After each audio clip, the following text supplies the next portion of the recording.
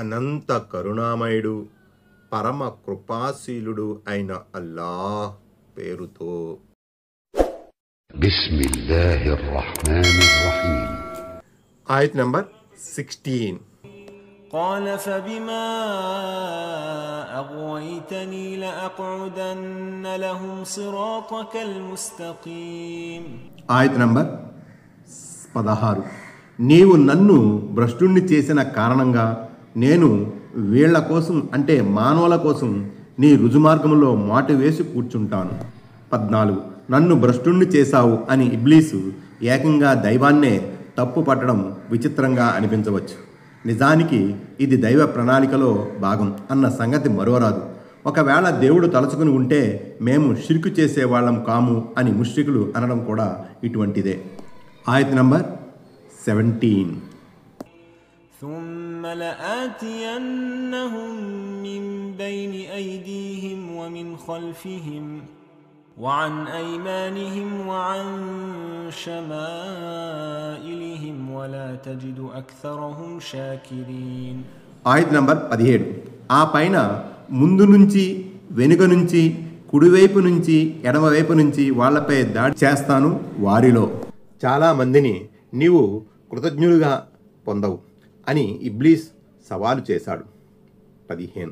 అంటే మంచి చెడుల మార్గాల్లో తిష్ట వేస్తాను, మంచి వైపుకు పోయేవారిని అడ్డుకుంటాను, చెడు వైపుకు వెళ్ళేవారిని ప్రోత్సహిస్తాను. వారు పాల్పడే చెడు వారి కంటికి ఎంతో ఆనందంగా ఆకర్షణీయంగా కనిపించేలా చేస్తాను. 16. షాకిరీన్ కృతజ్ఞులు అనే పదానికి మరో అనువాదం మువహిదీన్ ఏక దైవోపాసకులు అని కూడా చేయబడింది. అంటే నీ దాసులలో చాలామందిని బహుదైవారాధకులుగా మార్చేస్తాను అన్నది శైతాన్ అభిమతం. అన్నట్టే వాడు తన పనిని చేసుకుపోతున్నాడు. ఈ విషయాన్ని ఖురాన్ ఈ విధంగా పేర్కొంది. శైతాన్ తన అనుమానాన్ని నిజం చేసి చూపించాడు. విశ్వాసుల్లో ఒక వర్గం తప్ప అందరూ అతన్ని అనుసరించసాగారు. సభ 20. అందుకే నిరంతరం శైతాన్ కీడు నుండి శరణు వేడుతూ ఉండమని, వాడి పన్నాగాల పట్ల అప్రమత్తంగా ఉండమని ఖురాన్ హదీసులు మనకు గట్టిగా తాకీదు చేస్తున్నాయి. ఆయత్ నంబర్ 18.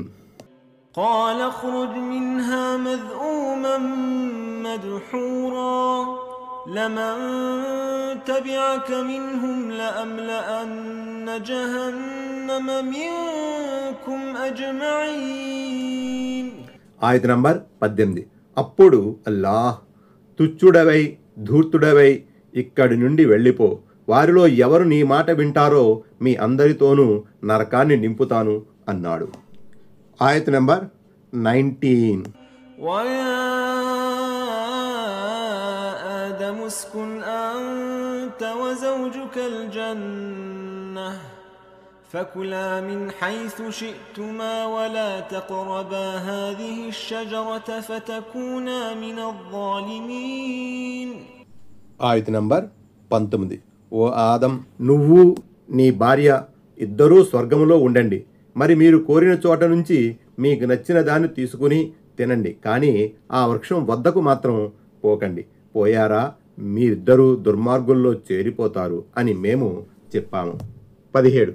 ఆ వృక్షాన్ని వదిలిపెట్టి స్వర్గంలో మీకు ఇష్టమైన దానిని మీకు కావలసినంతగా తీసుకుని తినండి. ఒక్కగానొక్క వృక్షాన్ని నిషేధించడంలోని దేవుని ఉద్దేశం ఆయన మనిషిని పరీక్షించదలిచాడు. ఆయత్ నంబర్ 20. فوسوس لهما الشيطان ليبدي لهما ما وري عنهما من سوآتهما وقال ما نهاكما ربكما عن هذه الشجرة إلا أن تكونا ملكين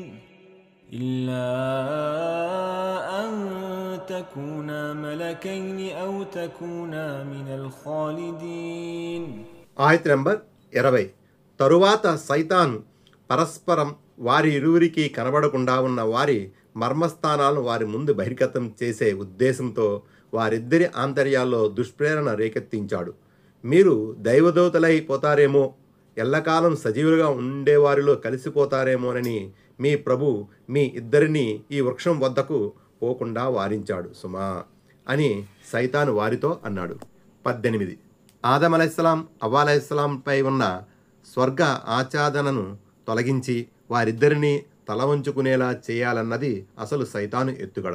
స్వర్గంలో వారిద్దరికీ ఆచ్ఛాదనగా ఇవ్వబడిన దానిని తొలగించడంలో సైతాను కృతకృత్యుడయ్యాడు.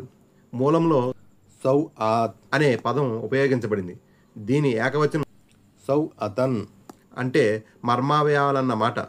అసలు ఇది సూవున్ అన్న ధాతువు నుంచి ఏర్పడింది. సూవున్ అంటే తప్పు, బాధ అని అర్థం. మర్మావయాలను బహిరంగపరచడాన్ని తప్పుగా భావిస్తారు కనుక వాటిని సౌ ఆత్ అని పిలుస్తారు. 19. వసతున్ అనే పదానికి మెల్లగా వచ్చే శబ్దం, మనసులో జనించే మాట అనే అర్థాలు వస్తాయి. ఆంతర్యంలో సైతాన్ నూరు పోసే చెడు భావాలను, దుష్ట ఆలోచనను వసగా వ్యవహరిస్తారు. ఆయత్ నెంబర్ 21. وقاسمهما إني لكما لمن الناصحين. ఆయత్ నెంబర్ 21. నేను మీ శ్రేయోభిలాషిని అని వారిద్దరి ముందు ఒట్టేసి మరీ చెప్పాడు. 20. మొదట్లో ఆదాం అలైహిస్సలాం, హవ్వ అలైహిస్సలాం స్వర్గంలో సకల సౌఖ్యాలు వసగబడ్డాయి. వారిద్దరూ హాయిగా ఆనందంగా ఉండేవారు. అయితే ఈ స్వర్గ సుఖాలు శాశ్వతం కావని, వారిద్దరూ ఎల్లకాలం స్వర్గంలో ఉండడం అల్లాహకు ఇష్టం లేదని, అందుకే ఆ చెట్టును సమీపించరాదన్న ఆంక్ష విధించాడని చెప్పాడు. ఆ చెట్టు ఫలాన్ని గనక తింటే మనిషి దైవదూత అయిపోతాడు, ఇక అతనికి మరణం అనేదే రాదు.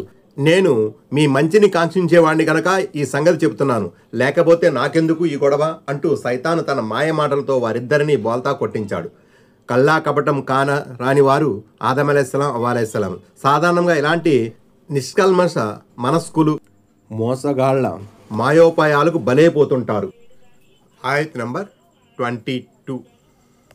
فدلاهما بغرور فلما ذاقا الشجرة بدت لهما سوآتهما وطفقا يخصفان عليهما من ورق الجنة وناداهما ربهما ألم أنهكما عن تلكما الشجرة وأقل لكما إن الشيطان لكما عدو مبين.